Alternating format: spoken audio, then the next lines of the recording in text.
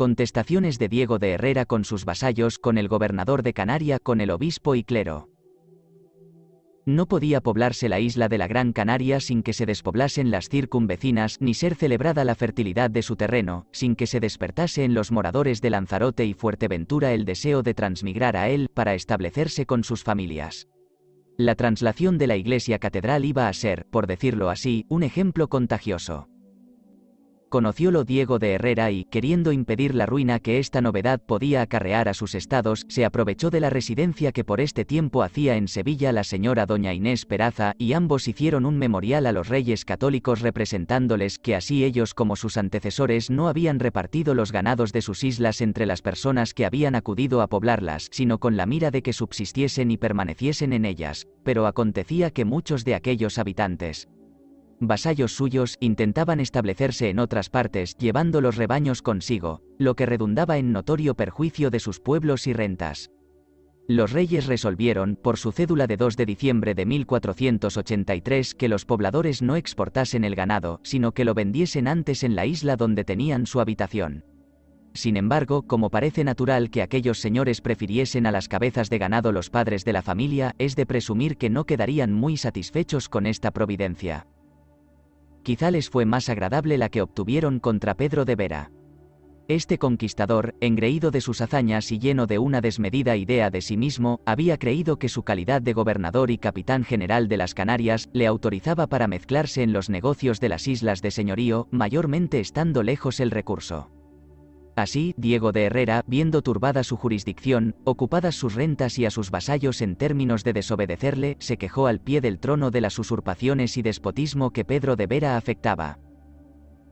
Aquellos monarcas que se hallaban en la ciudad de Vitoria despacharon su cédula a 22 de diciembre de 1483, por la cual mandaban que ni Pedro de Vera ni ninguno de sus sucesores se entremetiesen en ningún tiempo en la jurisdicción, rentas, vasallos y gobierno municipal de las 4 islas de señorío, declarando que las debían dejar enteramente libres, haciéndoles buena vecindad, sou la pena de privación de oficios y de confiscación de bienes.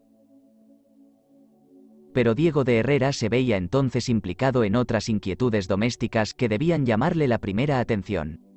Los vecinos de las islas de su obediencia, oprimidos de la rigidez de las exacciones en el ramo de quintos, cuyos derechos imaginaban exorbitantes, empezaron a sublevarse, y en Fuerteventura asesinaron a un criado del conde de Portalegre, su yerno, que entendía en aquella recaudación.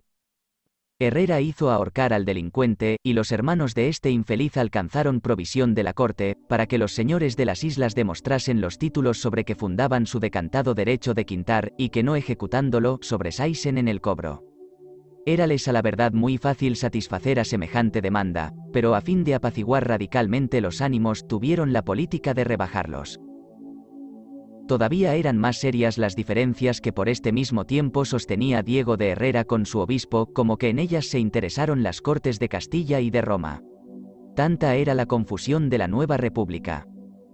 Había ordenado el Papa Eugenio IV, por una bula, que todos los habitantes del obispado rubicense en las Islas Canarias pagasen a la Iglesia los diezmos y primicias conforme a la loable costumbre que había en otros países cristianos, señaladamente en las diócesis de Cádiz y Sevilla, pero como estas islas producían con abundancia algunos frutos singulares que no se hallaban en el continente de Europa, cuáles son la horchilla, la sangre de drago, ciertas conchas marinas y otras semillas de estimación, se suscitó la duda sobre si se debía o no contribuir a la Iglesia con la 10ª parte.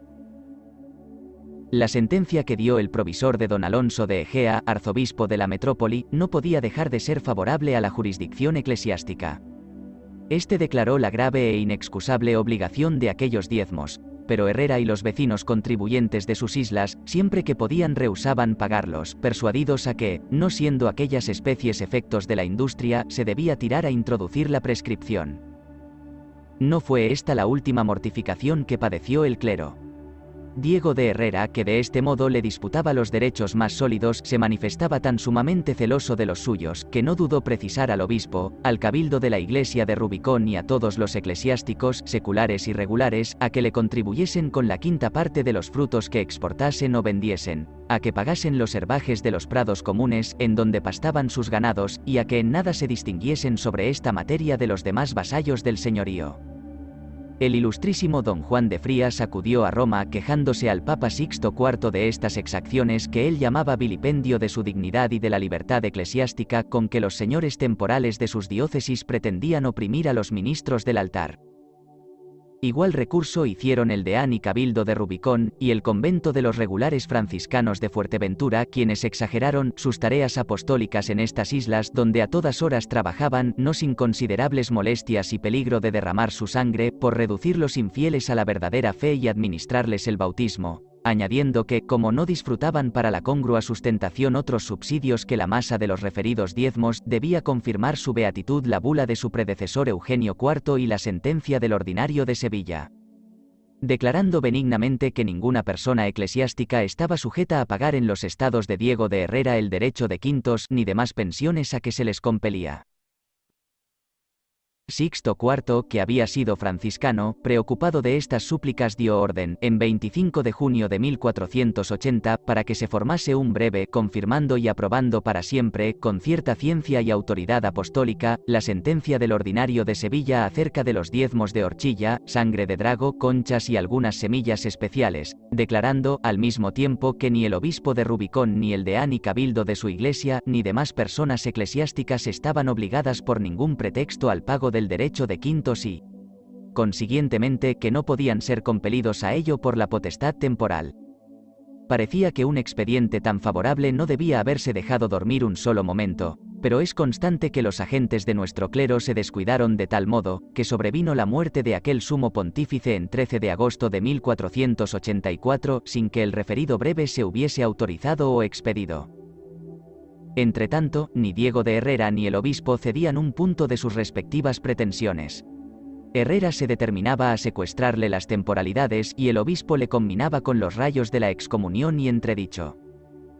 Pero, para evitar tales escándalos, se dirigió Herrera a los señores reyes católicos y les representó que la bula de Eugenio IV estaba bastantemente categórica en orden a la forma y manera con que sus vasallos debían pagar los diezmos, que el reverendo obispo pretendía interpretarla en detrimento de la causa común, que los herbajes, en donde pastaban los ganados de los vecinos de sus territorios, eran suyos y que éstos le eran obligados a contribuir con ciertos derechos, pero que el reverendo obispo y su clero no solo rehusaban sujetarse a esta ley,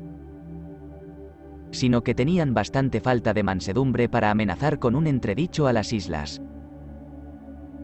Los reyes expidieron su cédula en Córdoba a 7 de septiembre de 1484, por la cual mandaban al obispo que observase a la letra el tenor de la bula de Eugenio IV y no percibiese diezmos de la horchilla, sangre de drago, conchas, etc., como asimismo que contribuyese con los derechos de quintos y herbajes debidos a los señores del territorio, todo bajo la pena de perder la naturaleza y temporalidades que tuviese en sus reinos, estando como estaban los soberanos en plena posesión de alzar cualesquiera fuerzas que intentasen los jueces eclesiásticos.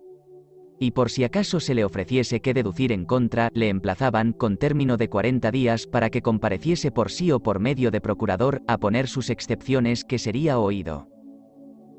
Pero era cosa admirable que, al mismo tiempo en que la corte de Castilla tomaba una resolución tan vigorosa, determinase la de Roma todo lo contrario.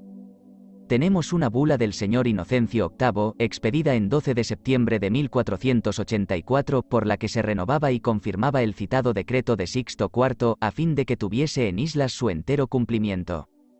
Sin embargo, parece que no le tuvo, supuesto que 3 años después, esto es, en 1487, se vio precisado el obispo a recurrir a los mismos reyes católicos cuyo paso era a la verdad el que debía haber dado desde luego. Informóles que doña Inés y Hernán Peraza, su hijo, no solo se negaban de mucho tiempo a aquella parte a pagarle los diezmos y primicias, sino que procedían a embargarlos de sus vasallos, demandándoles nuevas exenciones y aun sobrecargando la Iglesia con ciertos impuestos de que jamás había legítima costumbre, pues pretendían que ésta pagase quinto de cuanto se exportaba, procedido de sus rentas. Los reyes expidieron en consecuencia una cédula, su fecha en el sitio delante la ciudad de Málaga a 13 de julio, ordenando que aquellos señores no faltasen en nada a los diezmos y primicias debidos a la Iglesia, ni alterasen la costumbre del obispado. No es verosímil que estos monarcas quisiesen menoscabar por eso los derechos de quintos, en cuya posesión habían procurado conservar siempre a la casa de Herrera. Véase aquí parte de un decreto que se guarda en la Real Biblioteca de Madrid y que sin duda se expidió antes del año de 1485. Ítem: mandamos que los dichos Diego de Herrera y su mujer hayan para sí el quinto de lo que tomaren en dichas islas y en África. Ítem: en lo tocante a las tercias, pertenecientes a sus altezas, que ellos deben de haber en las 4 islas del dicho Diego de Herrera, que dejando a las iglesias el noveno que les pertenece, hacen sus altezas merced de juro de las tierras que le pertenecen, y le mandaron dar las suplicaciones y otras cartas para Roma que hubieren menester, de lo que se otorgó escritura. Esta merced la aprobó en efecto el Papa Alejandro VI, en 1494, después de muerto Diego de Herrera. Muerte de Herrera, su elogio y sucesión.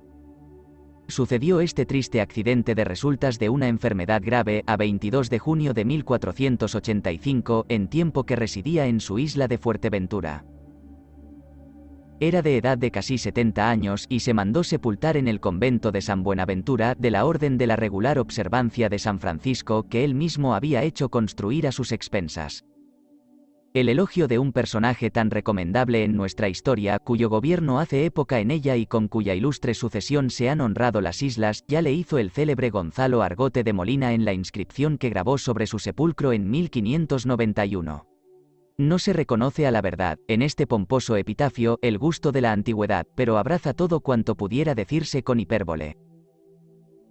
Aquí yace el generoso caballero Diego García de Herrera, señor y conquistador de estas 7 islas y reino de la Gran Canaria y del Mar Menor de Berbería, 13 del Orden de Santiago, del Consejo del Rey don Enrique IV y de los señores reyes católicos don Fernando y doña Isabel, 24 de la ciudad de Sevilla, fundador de este convento, hijo de los generosos señores Pedro García de Ferrera, mariscal de Castilla, señor de la villa de Ampudia y de la casa de Ayala y su valle, menino mayor de Guipúzcoa. Del Consejo del Rey y de doña María de Ayala y Sarmiento, su mujer.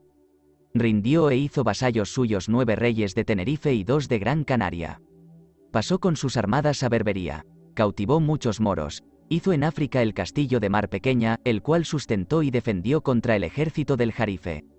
Tuvo guerras en un mismo tiempo con 3 naciones, portugueses, gentiles y moros, y de todos fue vencedor, sin ayuda de ningún rey. Casó con doña Inés Peraza de las Casas, señora de estas islas. Murió a 22 de junio de 1330. Dejó Diego García de Herrera 3 hijos, primero Pedro García de Herrera, segundo Fernán Peraza, tercero Sancho de Herrera, y 2 hijas, cuarto doña María de Ayala, mujer de Diego de Silva, conde de Portalegre, quinto doña Constanza Sarmiento, mujer de Pedro Fernández de Saavedra, hijo del mariscal de Zahara. Pedro García de Herrera, siendo primogénito, quedó desheredado a causa de su distraimiento. A Sancho de Herrera, que llamaron el Viejo, se adjudicaron 5 partes de 12 sobre la renta y jurisdicción de las 2 islas grandes de Lanzarote y Fuerteventura, con las 4 pequeñas, Alegranza, Graciosa, Lobos y Santa Clara. A doña María de Ayala, otras 4 partes. A doña Constanza Sarmiento, las otras 3 restantes, y a Fernán Peraza, que era el predilecto y mejorado de su madre doña Inés, se le hizo asignación de las islas de La Gomera y Hierro. Ya desde 25 de noviembre de 1476, estando los reyes católicos en la ciudad de Toro, habían concedido licencia para que doña Inés Peraza hiciese la fundación de un mayorazgo en Fernán Peraza, su hijo segundo, a cuyo fin obtuvo poder de su marido en Lanzarote, a 12 de septiembre de 1480, pero parece que no lo ejecutó hasta 15 de febrero de 1488, a tiempo que Herrera era muerto y que dicha señora tenía su residencia en Sevilla. Como quiera, es cierto que revocó esta fundación en 1 de febrero de 1503 y que dispuso que las dichas islas se dividiesen entre sus hijos del modo referido. Sublevación de los gomeros y muerte trágica de Hernán Peraza. Los gomeros no tenían tanto cariño a Fernán Peraza como su madre. No pudiendo acostumbrarse estos intrépidos isleños a soportar el yugo de la dominación arbitraria de aquel joven, se sublevaron en este mismo año y, tomando atropelladamente las armas, le precisaron a encerrarse con su mujer, doña Beatriz de Bobadilla, y sus criados, en la pequeña fortaleza de la isla que bloquearon. Supous en Lanzarote la nueva conmoción.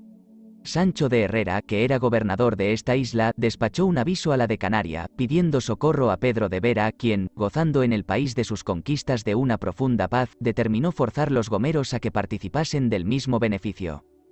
Vera, pues, acaudilló la gente que pudo y se transportó en 2 carabelas, pero, apenas reconocieron los rebeldes este socorro, levantaron el sitio precipitadamente y se refugiaron en las alturas.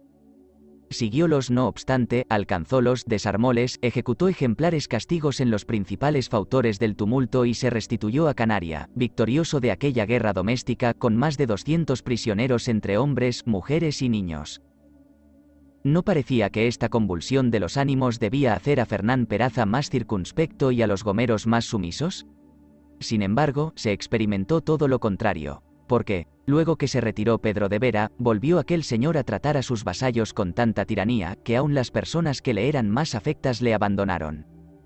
No satisfecho con la hermosura y prendas naturales de doña Beatriz de Bobadilla, su mujer, había concebido una pasión escandalosa a cierta isleña de buena figura que tenía su habitación en las cuevas del término de Guaedum, uno de sus cortijos donde la visitaba. Los gomeros creyeron que debían aprovecharse de esta flaqueza amorosa que no le suavizaba las costumbres para ejecutar la venganza que meditaban, y Pablo Upalupu, viejo muy respetado de sus paisanos, se confederó con los rebeldes de la facción de Mulagua hasta hacerse jefe de la conjuración. Habíase visto este isleño como forzado del mismo carácter austero de Peraza a mezclarse en tan indignas maquinaciones. Reconviniéndole cierto día y rogándole respetuosamente procurase tratar a sus vasallos con más humanidad, y como padre que era de todos, empezó aquel imprudente caballero a mirarle con desconfianza, y aun a calificarle de traidor.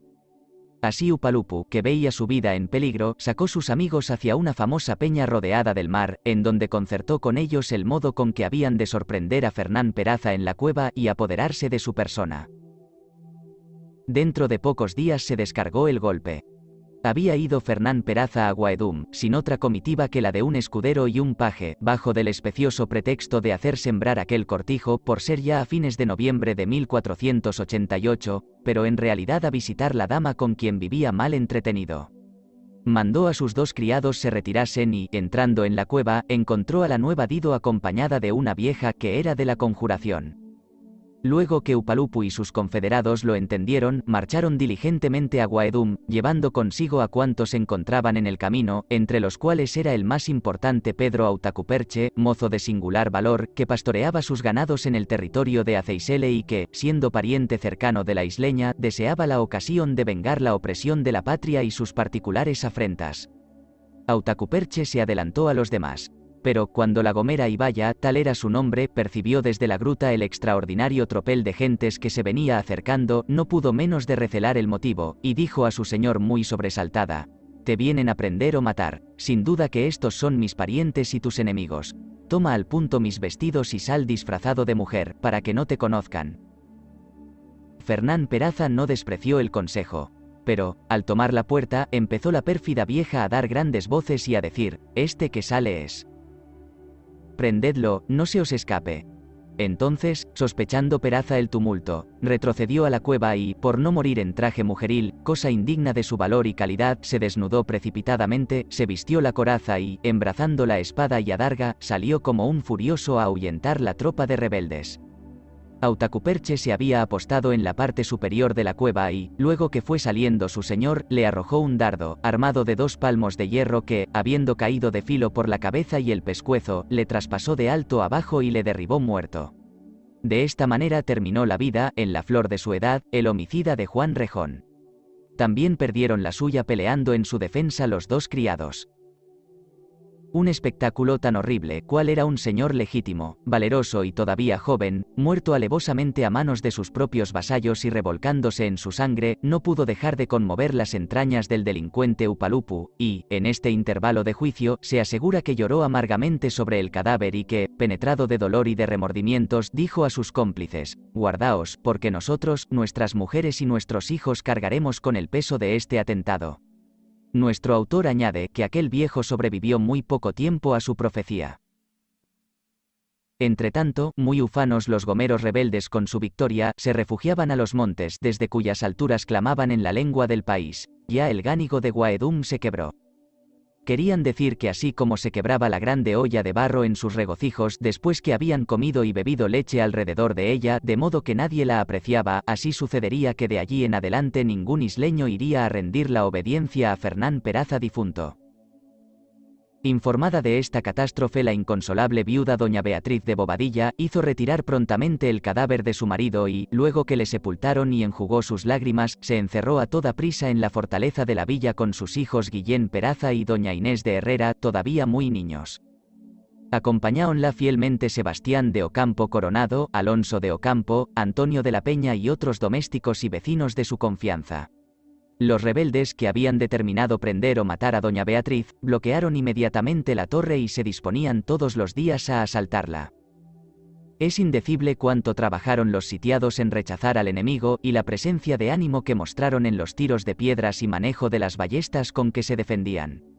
El asesino Autacuperche no ejecutaba menos prodigios de valor a la cabeza de los sitiadores. Era verdaderamente asombrosa la extrema ligereza con que huía el cuerpo o recogía entre las manos las mismas flechas que le arrojaban de la torre, hasta que Alonso de Ocampo, que quería acabar con aquel traidor, dispuso que Antonio de la Peña se apostase en lo más alto de la explanada y le amenazase desde allí con el tiro de una ballesta. Mientras Autacuperche fijaba la atención en aquella falsa puntería, Ocampo le disparó otro ballestazo por una tronera baja que, hiriéndole con el pasador en el costado siniestro, le dejó sin vida. Entonces los gomeros, reconociendo la pérdida de su caudillo y sabiendo que doña Beatriz había despachado avisos de la nueva revolución al terrible Pedro de Vera, levantaron el sitio y se retiraron tierra adentro. Ejecuta Pedro de Vera atroces castigos en los delincuentes.